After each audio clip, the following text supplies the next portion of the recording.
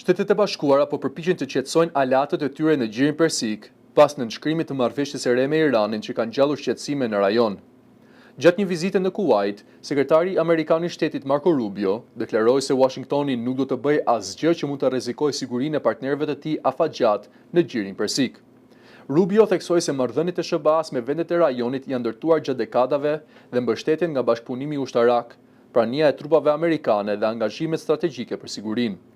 Ai tha se çdo vendim që lidhet me negociatat me Iranin do të diskutohet ngushtë me aleatët arab dhe se SBA do të mbetet plotësisht e koordinuar me ta. Deklaratat u bën gjatë turit diplomatik të Rubios në vendet e Gjirit, që përfshin vizita në Emiratet e Bashkuara Arabe, Kuwait dhe Bahrein. Qëllimi i vizitës është të sigurojë partnerët rajonal se marrëveshja e arritur javën e kaluar mes SBA-s dhe Iranit nuk do të ndryshojë ekuilibrat e sigurisë në rajon. Marrëveshja, e para e nënshkruar mes një presidenti amerikan dhe një presidenti iranian që nga revolucioni islamik i vitit 1979, parashikon lehtësim të disa sanksioneve dhe krijimin e një fondi të propozuar prej $300 miliardë për zhvillimin ekonomik.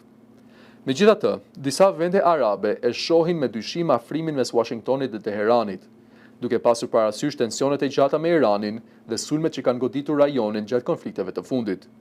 Ndërkohë, ekipet teknike të dy vendeve kanë nisur diskutimet për zbatimin konkret të marrëveshjes. Ajo po përballet edhe me kritika brenda SBA-s, si nga demokratët, ashtu edhe nga republikanët me qëndrime më të ashpra për sigurinë kombëtare. Mes negociatave dhe tensioneve rajonale, administrata amerikane po përpiqet të balancojë dialogun me Iranin dhe garancitë e sigurisë për aleatët e saj tradicional në linjën e mesme.